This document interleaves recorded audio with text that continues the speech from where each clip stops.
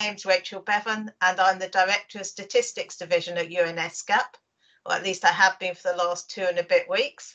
And it's my pleasure to moderate this side event today to celebrate the progress made towards the goals of the Regional Action Framework on CRVS in Asia and the Pacific. As you can see, hopefully on the screen, we have an excellent lineup of guest speakers from the 3 countries in the region that have made significant reforms to their CRVS systems, highlighting the critical role of effective multi-sectoral coordination, dedicated resources and political commitment for the achievement of the shared vision. I hope you can see that on the screen now. That's great. Thank you. Our first speaker will be Ms. Annie Mkhitaryan, Advisor to the Minister of Justice in Armenia, who will be talking about the progress made in Armenia to ensure civil registration in rural communities. Our second speaker will be Mr. Andy Kalo, Director of the Department of Civil Registry and Vital Statistics in Vanuatu, who will be speaking about birth registration in the face of natural disasters.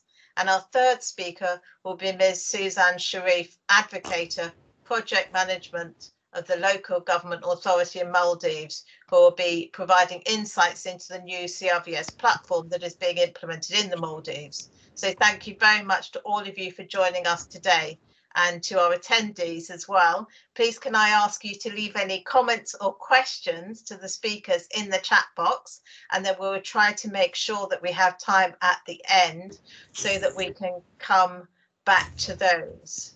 But before I hand over to the presenters for today, I'd like to ask our attendees to complete a brief quiz. So this is the interactive part. We're hoping that this quiz will give you a broad overview of how the Asia Pacific region is doing at the midpoint of the decade. So Chloe, can I ask you to put up the first question? YKCSDTPM. Can I ask everybody to go on mute if you're not presenting? So Chloe, I think, is just going to put up the first question, where we're going to ask you what are the number of children under 5 years in Asia and Pacific whose birth was never registered. So if you can complete this quick poll here, I think you just click on an answer and then click the submit button. Okay, and what we're showing here is that people are saying the number of children under 5 years in Asia and the Pacific whose birth was never registered has actually decreased from 135 million to 64 million. So answer B, which fortunately most people got right. And that's basically shows us that actually we've made huge progress in the region to reduce that number of unregistered children from 135 to 64 million. But it also shows that there's still a lot of effort that needs to be made to ensure that every child is registered. The second question we're going to go on to now then is, if I could ask Chloe to put up the next one. Most countries in the region have progressed towards their target for death registration completeness. That is the registration of all deaths. Is that true or false? So if again, you can just quickly click on that and click submit, then we should be able to see some answers. Interesting. So far, okay, we had a 50-50. Now we've got more people saying it's true. About 3/4 currently saying it's true, and about 1/4-ish saying it's false. The answer is true. With few exceptions, most countries in the region have progressed towards their target for death registration completeness. However, the current pace of progress may not be sufficient for countries to reach that target by the end of the decade. The reasons for this include things like more limited incentives to register deaths, as well as the fact that many deaths occur outside of health facilities. So the third and final question for you all, if we can put that up, is how many countries in Asia and the Pacific are not using civil registration and vital statistics data to produce vital statistics? So out of the 58 countries in the region, do we think it's, which of these do you think is true? How many are not using that data? If you just click on an answer and click submit, at the moment, we can see just over half are saying D, at least 17 countries. The answer is, in fact, with the majority there, the answer is D. According to the midterm assessment, at least 17 countries in the region with high civil registration completeness reported are not using birth and death registration records for vital statistics. So thank you for completing that quick quiz.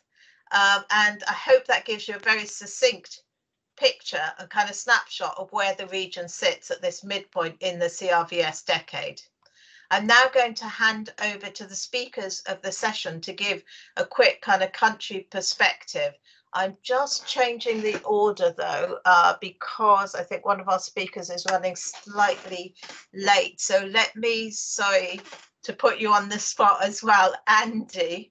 Can I ask you, Andy Callow from Vanuatu, please, to take the floor and give your presentation, if I move over to you now. Thank you very much.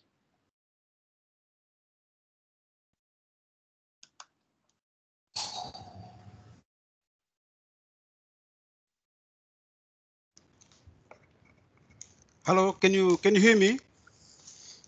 Yes, we can hear you. Could I ask the technicians to put up my screen? Sure, I have shared I can my. do it.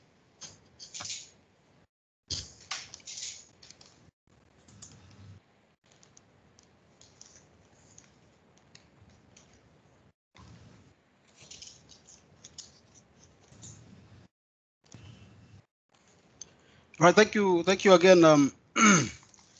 I was asked to talk about disasters and its linkages and relations with civil registration. Unfortunately, I would also like to take the opportunity to at least express a few progress on how Vanuatu has made in terms of its progress to the regional action framework. So a little bit of that. Can we move to the next slide, please?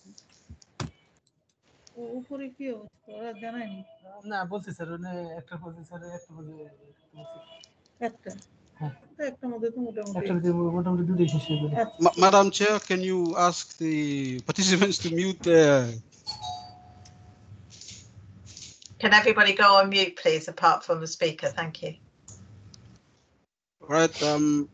Basically, I'll be talking about disasters in Vanuatu and basically an outlook of this, and then I'll give a deep progress on what Vanuatu has made in terms of its commitment to the regional action framework. So Vanuatu is a small archipelago of around 300,000 population. We are faced with multiple natural disasters. And if you can see from the slide in front of you, I have listed a couple of them by year. So we have tropical cyclones, given that we are in the tropical zone. So therefore, now every 5 years, it has become it has now become known that every 5 years we'll be faced with a severe tropical cyclone or category 5 tropical cyclone. So 2015 we had one. 2020 we had another one. So by prediction 2025 we'll have another one. And of course, not only that, but we have volcanoes, active volcanoes in Vanuatu. So therefore we'll have earthquakes, we'll have landslide, even tidal waves, and this, and of course, ashfall and acid rain. So plus coupled with the global pandemic of COVID, so Vanuatu is basically ranked #1 in the region in terms of its risk to vulnerability. I mean, vulnerability index, we are ranked #1 there. So in 2015, coming back to the topic, we were severely hit by tropical cyclone Pam, affecting 3 out of the 6 provinces. And this has mass destruction and damage, especially to food security and households, especially dwellings. Now, what the Vanuatu government did in response, in collaboration with UNICEF, was to conduct registration because, of course, tropical cyclones, households being damaged, everybody, I mean, the legal documents, legal identities, even land documents, official records have been destroyed. So therefore, we undertook this mass registration. And of course, when we say mass registration, everybody is expecting around 100%. And that's true, we did reach 100%, only to realize that it was a paper-based registration. So therefore, getting papers out in the field, completing it, and then taking them all back into the office. So you are left with duplicates, you are left with room of error. So the actual figure there would be around about 70% of registration coverage because of the duplicates. But that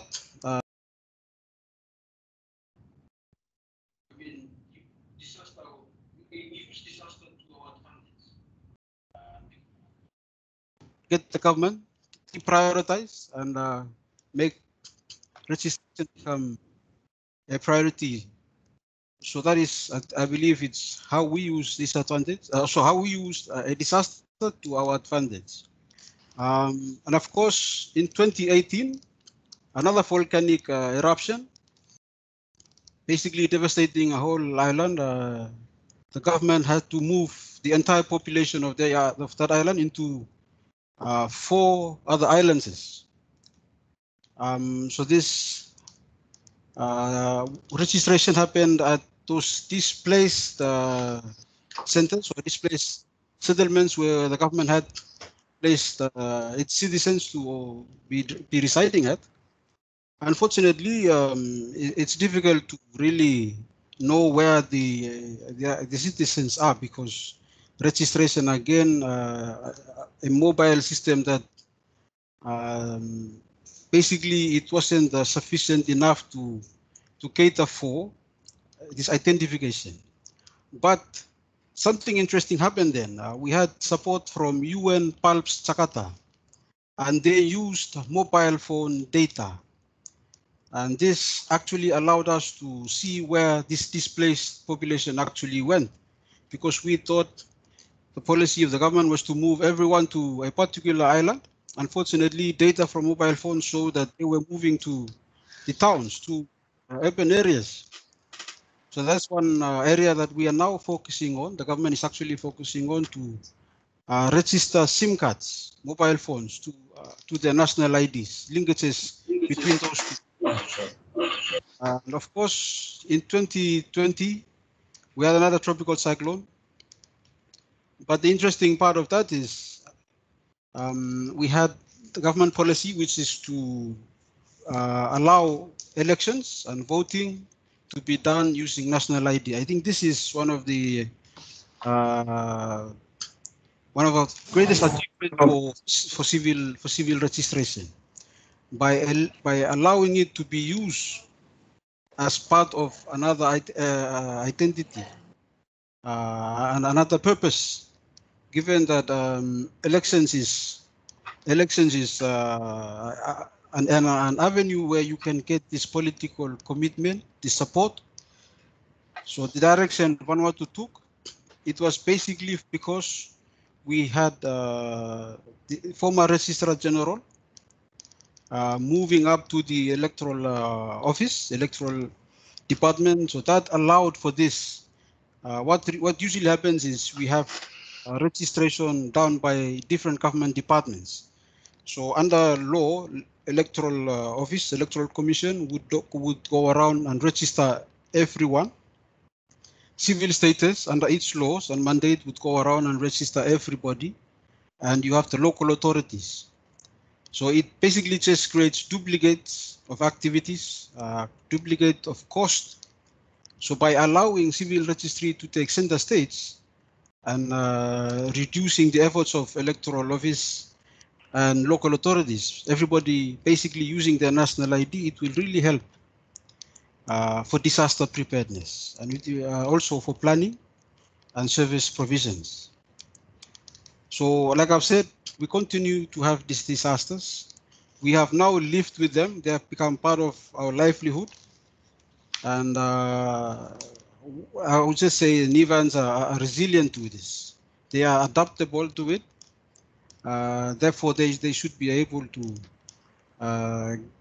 What we want to see is people, a proactive approach rather than reliance on disaster assistance or disaster support. So this is where we took this proactive decision to use or to allow voting to use national ID for voting and no longer needing electoral cards. So these are actions that we are currently undertaking that will help boost our registration efforts. Next slide, please.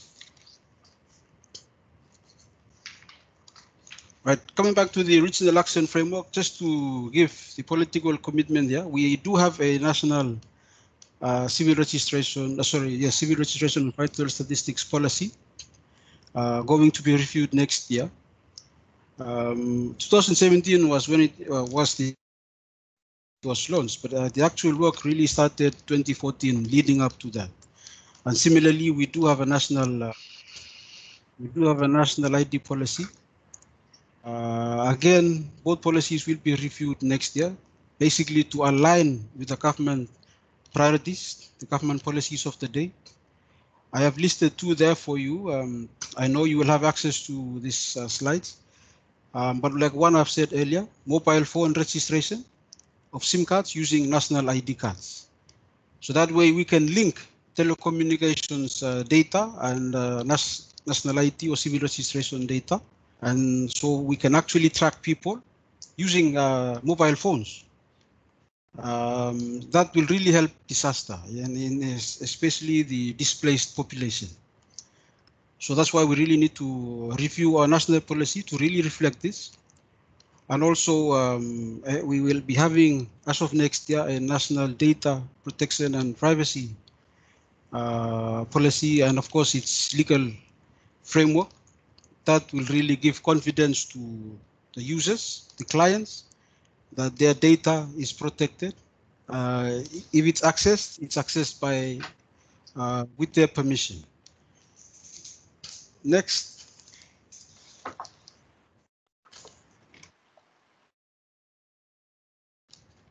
All right, so here is a couple of other policies and legislations to help. A part of the policies will have laws in place, and I'm glad to say tomorrow in Parliament, our minister, the Deputy Prime Minister, will be tabling a new Civil Registration and Vital Statistics Act, and similarly a new National ID Act. So these are some of the greatest achievement the Vanuatu government has did, with big support from partners, especially UNDP, UNICEF, and ESCAP. So we'll have these legislations. It's supposed to be happening this afternoon, but we made an intervention to ask the Honorable Deputy Prime Minister to move this to tomorrow, to allow us to tell you our achievements, talk about disaster, given that we are #1 ranked in terms of how many we do have in a year. Can you move to the next slide, please? Can I ask you to just wrap up as well, All right. if you don't mind? Thank you. All right. Yeah, thank you very much. If you can basically go to the issues around civil registration. The next slides. So these are just some of the activities or the policies and directions Vanuatu will be undertaking. But here, just to say that civil registration is very important because it will give you complete and up-to-date data where the population is in terms of preparedness for disaster. It will help with the provisions of budget. Our parliament is currently in session and they're debating budget. But if we know where the citizens are and the actual location and how many, then that will really be effective for planning. And this is where Vanuatu is actually going out or making its interventions known to.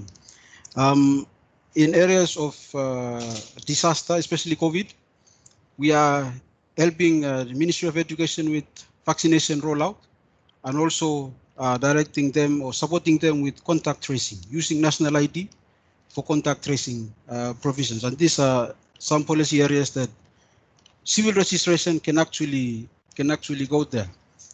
Now, just to conclude by saying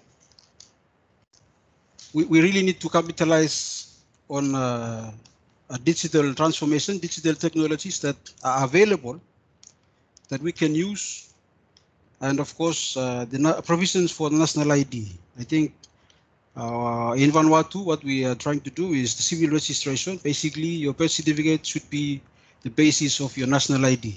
A national ID is much easier for a citizen to be carrying around for access of services. So investment in national ID, investment in technologies, innovations, but it has to be contextualized to the country's specific needs, tailored in that manner so that they themselves, and of course, I admire collaborations. MOUs have to be established with key stakeholders, key partners.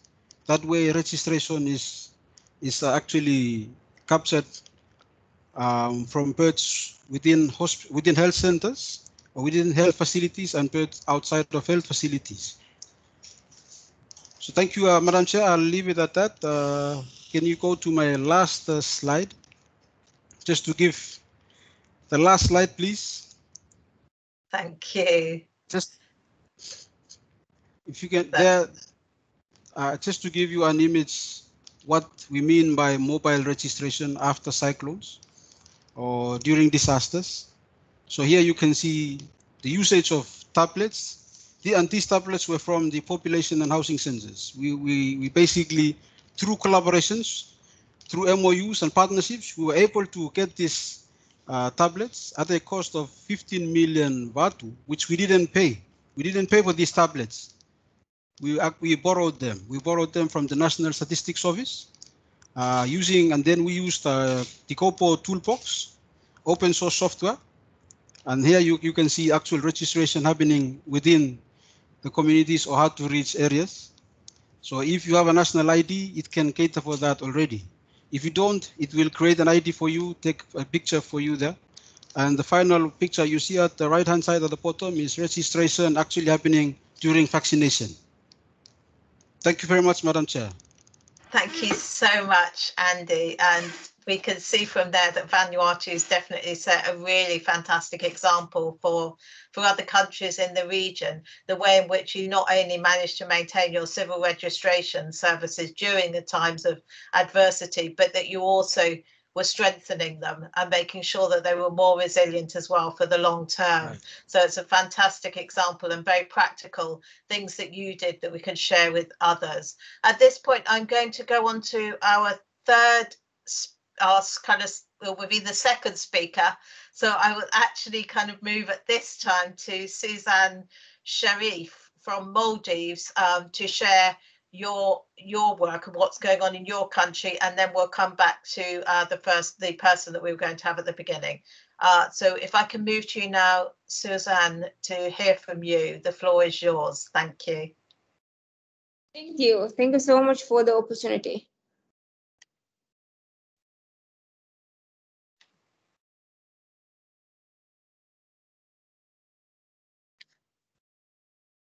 So to begin with my presentation,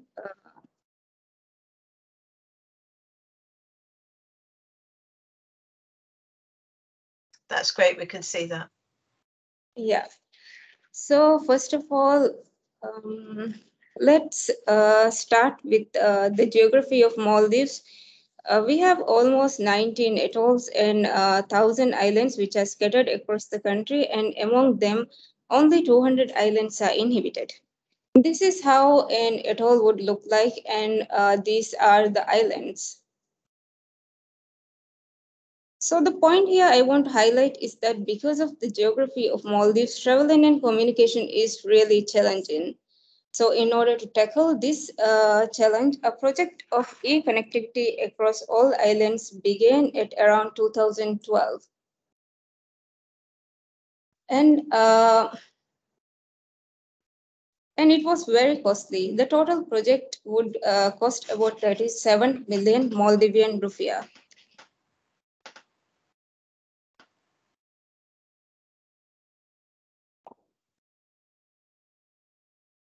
Yeah.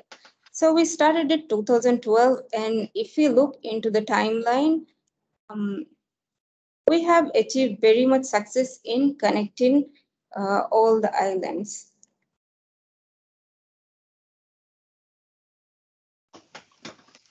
Yeah. Also, if we look into councils, we can see how difficult it is to manage the data. There is not much space to keep the records and the files, and in almost all the islands, most of the space in the councils are occupied for these files. So the main objective of Government Portal is to digitalize manual works, to archive, to share information with government institutions, to get rid of repetitive works, to centralize the national civil rights and vital statistics data and eliminate separate registries, to standardize the process and allowing councils to maintain population record. Government Portal is a collaborative effort of many government institutions, to name them Ministry of Health, National Center for Information Technology, Local Government Authority, Department of National Registration, and National Bureau of Statistics.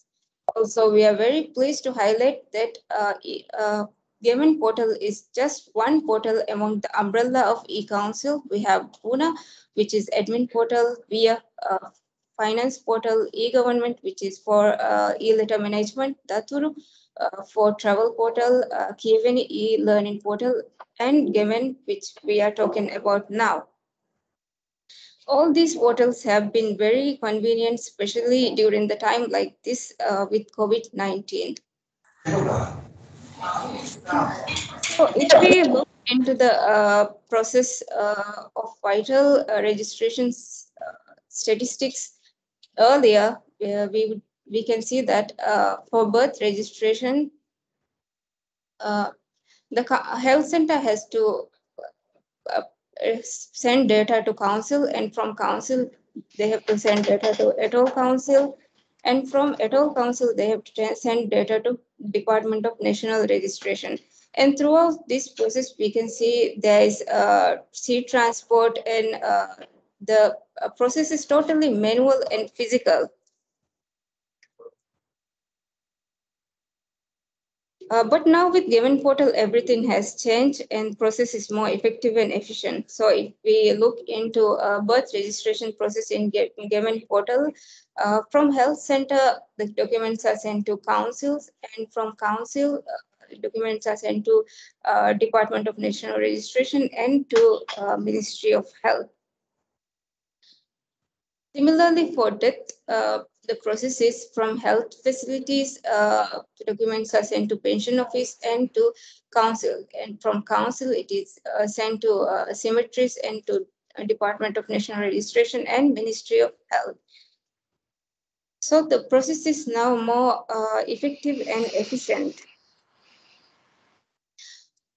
Some features of the CRVS system in improvement framework include avoid VRS repetitive works, VRS information available to government ministries, agencies, live population view at any time, report generation.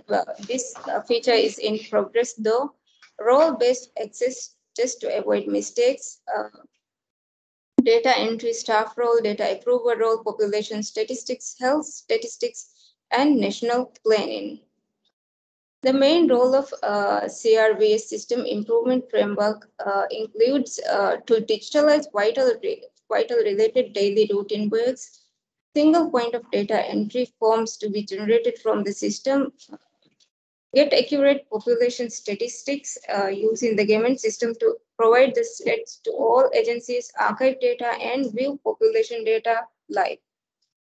Also, if we compare the old system and new government portal, we can see that for population, the population doesn't match in old system. In different institutions, it's different, but the new system there's live population, we can see at any time. About the readability in the old system, there's a handwritten document, so it is very difficult to read, but the current system, it is very easy to read. About data capture, there's missing information in the old system, and in the new system, we cannot proceed without mandatory fields. About data update and synchronization in old system, DNR database update delay is there, and in new system, instant update is there. About info lookup in the old system, time consuming task to find information, and in the new system, there's instant lookup. About data protection in the old system, there's lots of data, especially when there's a tsunami or any kind of natural disasters, and in new system, data is secured in national data center. Form and certificate formats in the old system, there's different formats used in different councils, and in the new system, the format is similar in all the councils. So that's the end of my presentation. And again, thank you so much for giving us this opportunity. Thank you so much, Susanna. It's really great to hear what you were sharing, which gives a very different perspective from what we'd heard before, but also it's just really interesting to hear about how important the role of ICT is in actually helping you to really improve your registration processes and all the advantages that that's really given you. So thank you so much for sharing about that digitization of your civil registration systems and how that is really contributing to significant improvements in the efficiency of all your systems. So thank you for that. I'm going to move now to our final speaker. And our final speaker for today is Ms. Annie Mkhitaryan, who is from, so I'm just trying to get my notes up, who's going to share with us. And she's from the Ministry of Justice in Armenia, and she's talking particularly about the process that you've been, the progress you've been making in registering in the rural communities. So we're really interested to hear about that, and thank you so much. Over to you. Thank you, Madam Chair. So first of all, let me to express my deep gratitude to all organizers for this side event, because it's a really wonderful opportunity to share some information about our improvements. Today, Armenia has the honor to introducing absolutely digitized service for civil status acts registration, which was fully implemented in 2014. Today, our system immediately transfers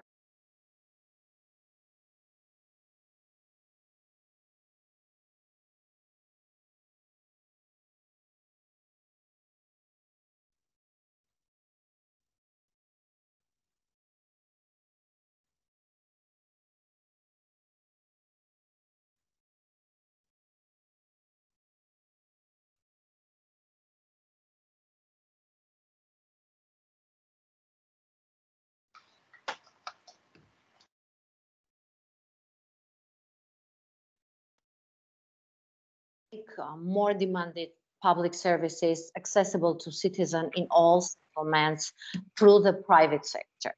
In particular, the number of banks and the Postal Service of Armenia, which has around 900 branches, were authorized to accept application for several demanded public services, acting as a front offices of numerous of state bodies. They transfer the application to the relevant state bodies through the electronic system, and after provide the citizens with the relevant documents. These services also include a number of civil registration services that do not require a specialization to accept an application. These are the issuance of copy of certificate, the references of non-marriages, which are really very demanded in Armenia. During the first wave of pandemic in 2020, when a complete lockdown was announced in Armenia, the civil registry offices began accepting application by email, registering them and sending the results, the documents, to the official email addresses of citizens. Before announcing the lockdown, the Ministry of Justice set up civil registry offices in Yerevan, it's our capital, three largest maternity hospitals, which serve also the entire population in Armenia, to enable to register birth, acknowledgement of paternity, and marriage of child parents without leaving the hospitals. And during this period, we established also in 5 hospitals registry offices, which was really very good idea for providing our children with birth certificates and other necessary documents. At the same time, we very quickly developed and in 2021 implemented electronic platform within our citizens can apply for copies of certificates and references and certifying them also by the apostille.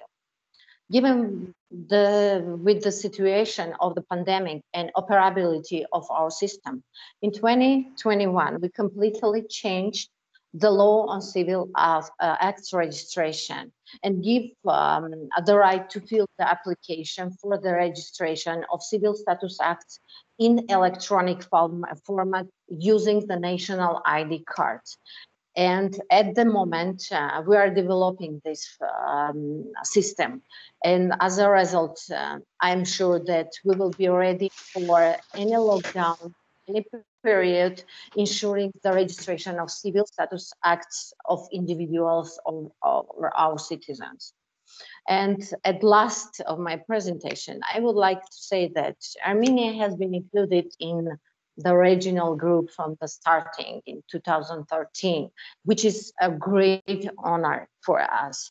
And I'm sure that our participation in this group during these years given a wonderful opportunity to improve as much as possible the sphere of CRVS in Armenia. So thank you very much to all my colleagues. Thank you very much to ESCAP for this chance. And I hope to see you all in real. Thank you.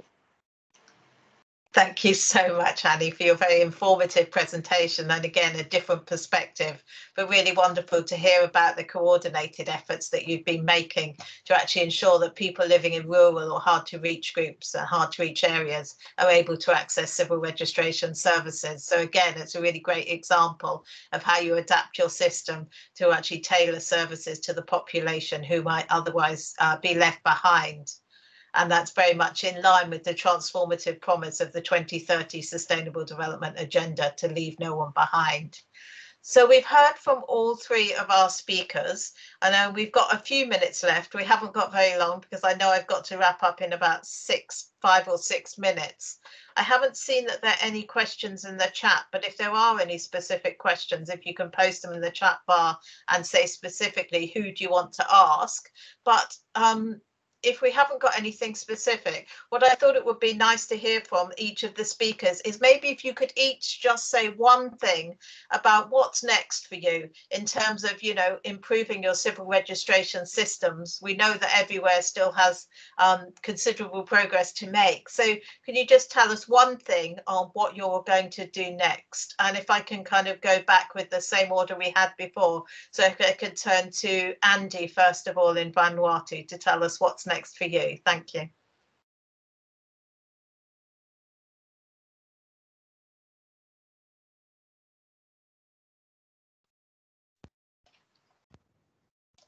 Thank you, Madam Chair. And again, one thing that Vanuatu will be embarking on now, I've listed a couple already, but we would like to, we have, when we undergone our second mass registration in 2020 leading up to until now, which I showed you the images of what we used, the tablets from population census.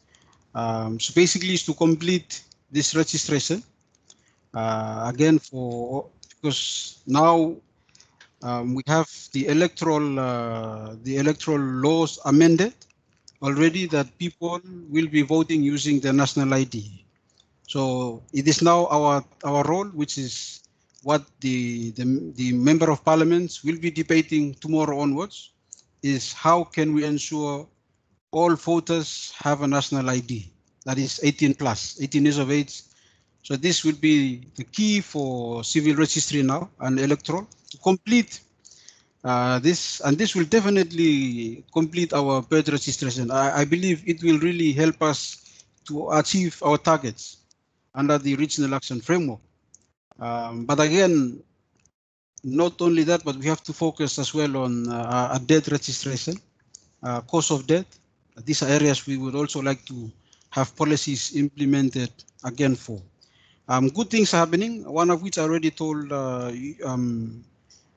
which I've already shared with you, is how can we link, how can we use or allow telephone SIM cards registration to use national ID and linking those two systems, because everybody wants communication, right? Everybody wants a mobile phone. But if they're not, if you cannot make use of that, then I mean, basically you wouldn't know, because we have seen from what the UN Pulse Lab Jakarta has produced based on mobile towers that we can actually track people using their mobile phones. So given the need or the necessity for disasters, when they do arise, you can use that. But if you can link mobile data to national ID, then that is, I think you will be able to actually know where the population is, and that will help you prepare for the next disaster.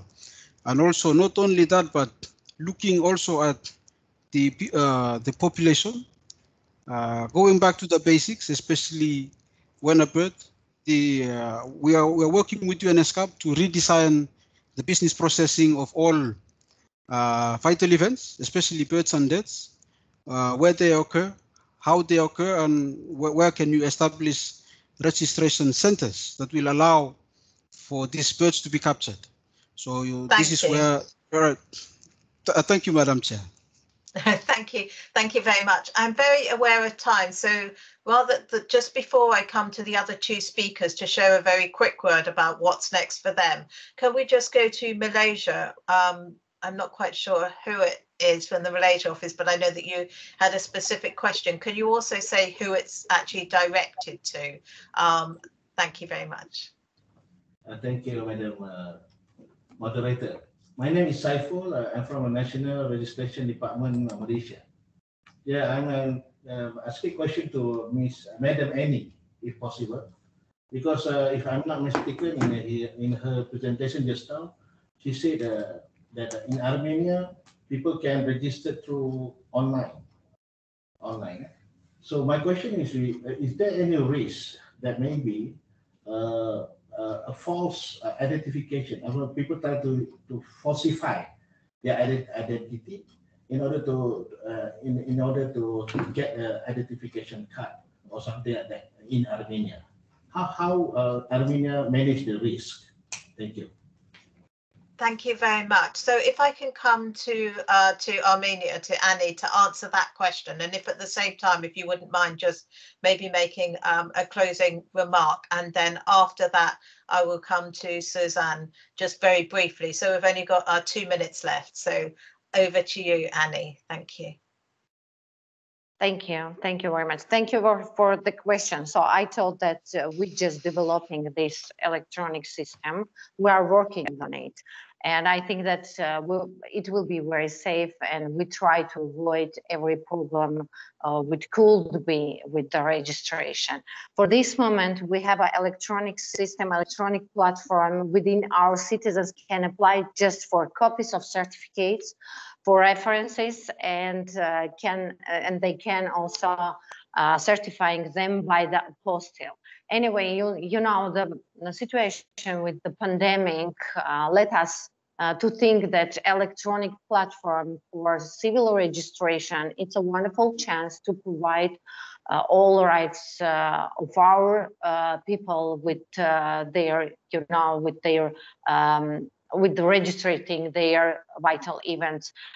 And they are going to use just a national ID cards when they use or registering through the electronic system. And I think that we can avoid some problems there. Thank you. Thank you very much. And then finally, can we just come to Suzanne, if you want to just very briefly make a final closing remark before I kind of wrap up the session. Thank you.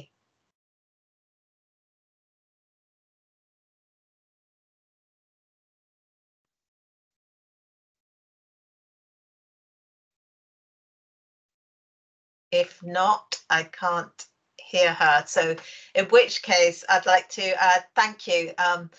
I know that we've all got to go back into the ministerial conference this afternoon, but I'd really like to thank each of the speakers for just being able to actually demonstrate what can actually be achieved in your specific countries. And that gives us a lot of food for thought, what we can learn from each other. And I really hope that that will serve as an inspiration to all countries in the region, that as we pledge commitments towards the second half of the decade. And thank you also to everybody who's actually attended this session and interacted with us and listened in. So thank you so much to everybody. Thank you. Bye.